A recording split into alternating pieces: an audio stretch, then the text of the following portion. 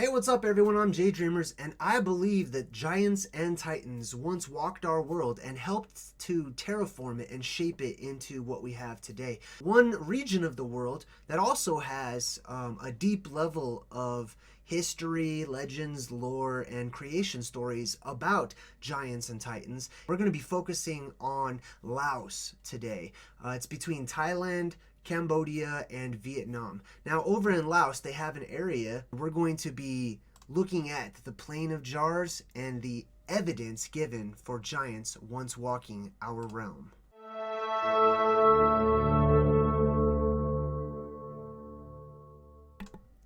Okay, so here's a picture of some of these jars. Basically, it's an entire area with hundreds and hundreds of these megalithic stone jars. There are hundreds of these all over the place with no good explanation by the mainstream explaining their existence. Basically, the mainstream says that these jars were created at some point 500 BC in order to contain the bodies of the dead.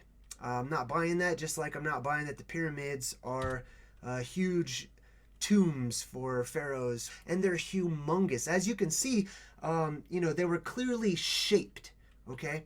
Something made these.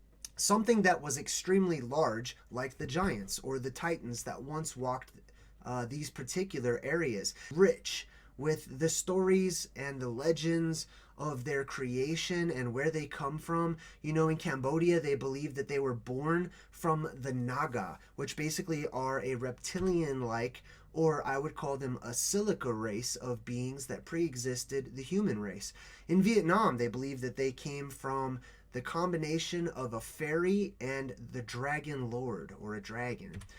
This entire area is full of the leftovers and remnants from an ancient world, a world where there were giants and titans, and they walked around. Now, I believe that these stone cups, jars, or vessels, that they were created by the giants who came before.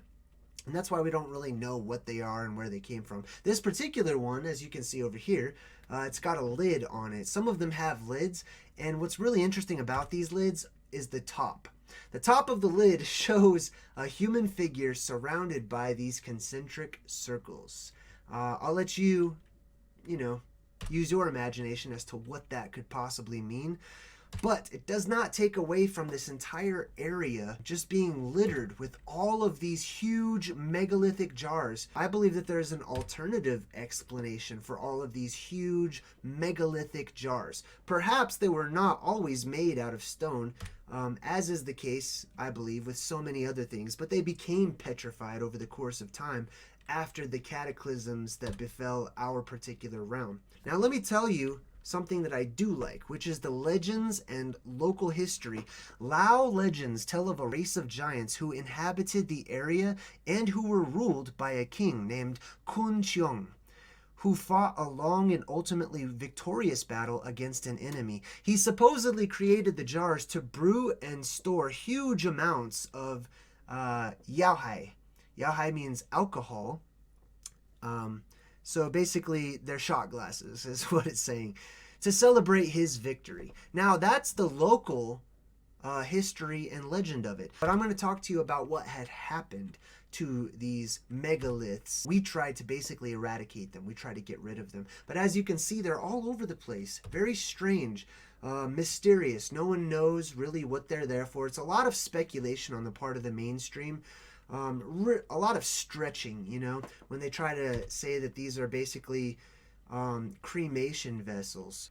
Now, here's where I want to get into what had happened. Between 1964 and 1973, the Plain of Jars was heavily bombed by the U.S. Air Force operating against North Vietnamese and Pathet Lao communist forces.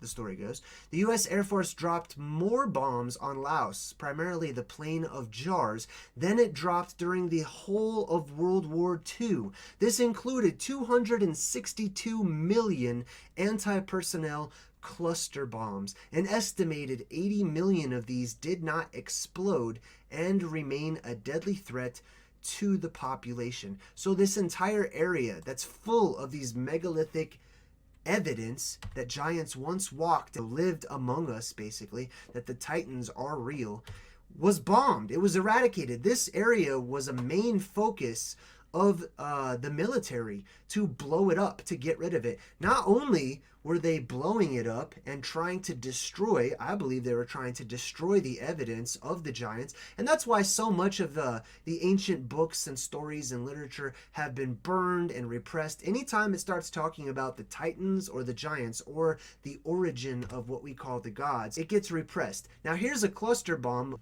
It's basically just hundreds of little bombs in one giant shell, and they are unexploded. Now, I would speculate that that had been done for a purpose. Not that they were just defective bombs, but they were dropped unexploded in order to keep the area a danger to people. So in order to keep people from going there and, being around and discovering, because, I mean, who's going to go to a place that's full of unexploded bombs all over the place, right? Seems like it was no accident to me.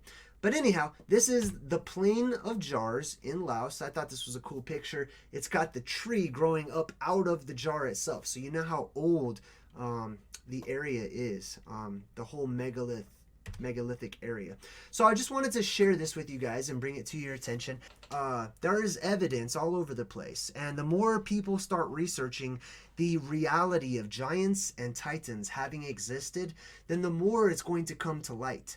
And pretty soon it's going to be something that's hard to ignore. So thanks for watching. This has been a presentation of the Plain of Jars and the proof and existence of giants.